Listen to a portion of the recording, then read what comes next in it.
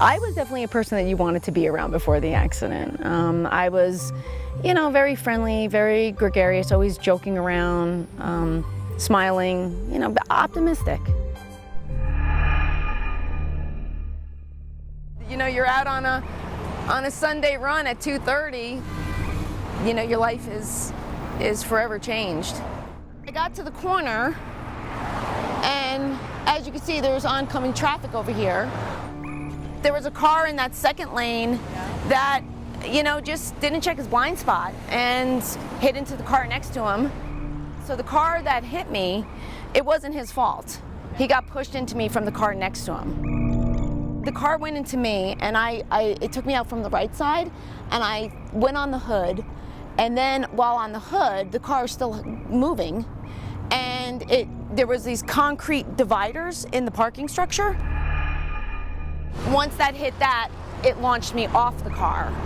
So I went off the car, and then I came down head first into the sidewalk. I had a decompressed skull fracture with a subdural epidural hematoma. I had a fractured left eye orbit and really just a bunch of facial fractures. I had a broken neck, broken back, a broken left leg, and a torn ACL, MCL, PCL of my right knee.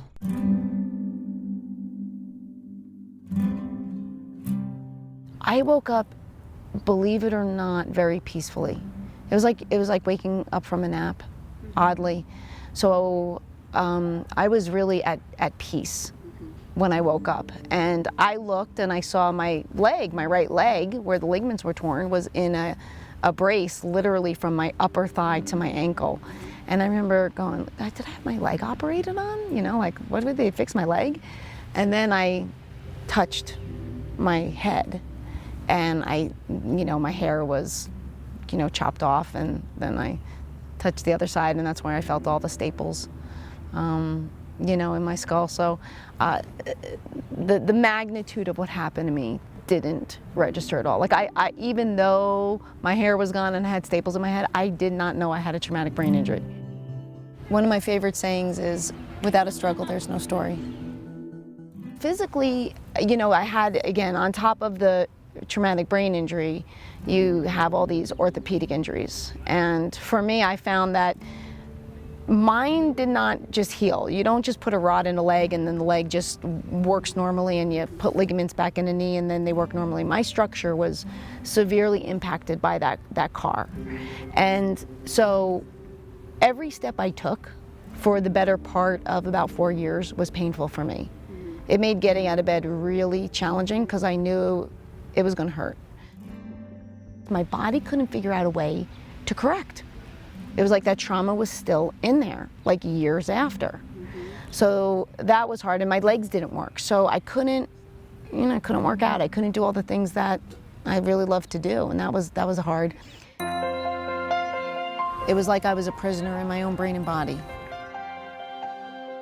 To deal with chronic pain is a mental drain. To lose your smell and your taste is just depressing. It's mentally hard. But where my brain injury was my big struggle was my emotions. I really suffered severely with emotional problems. Like explosive anger and really dark depression. And I suffered with suicidal ideations a lot, and I battled those demons on a regular basis pretty much for almost 11 years. And that was hard. It was just really hard to not be able to turn it off. My brain would just spin and spin and spin, and you just couldn't control it. I was just stuck. It was hard. It was really hard. So the dark forest is a metaphor for my journey back from my traumatic brain injury and my accident in general. Any kind of darkness that a person goes through, because I think everyone's got their dark forest, you just don't know when that light's going to shine through again. You just don't know, and that's the hardest part of it, is you don't know when it's going to end, when you're going to see that ray of light, of hope, and of opportunity to get you through that time. And that's where you really got to bear down and stay strong. You know, sometimes it's not the faith we have in ourselves, but the faith others have in us that gives us strength and allows us to believe again. I was really grateful to have a friend that, you know, took on my recovery. My parents were in New Jersey, and because I was highly functioning, it was just geographics. If I didn't have my friend, as I said, I really believe I wouldn't be here right now. And that's hard. Now, it's hard to admit, but I think it's a heart injury, and if you don't have the support, it makes it difficult. It really does. And sadly, with the community, a lot of people walk out, and they don't have that support.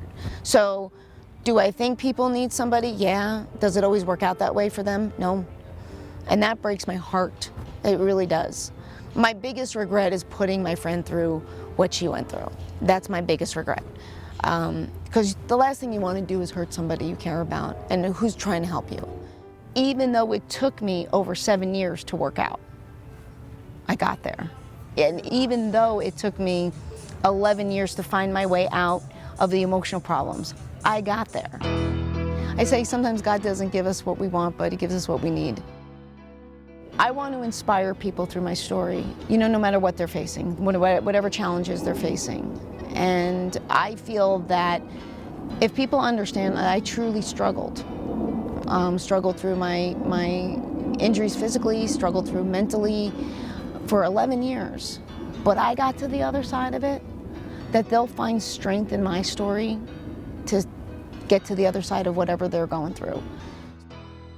Traumatic brain injury is such a disempowering injury, so Empowered Through TBI is really about empowering the traumatic brain injury community and their caregivers with information and resources. Nutrition is a big part of what heals the brain. Cranial osteopathy, the stem cells, different brain scans, different lab markers we can run. Yeah, I mean, the whole thing is evolving so amazingly. So I really am excited to be able to offer this in a centralized location.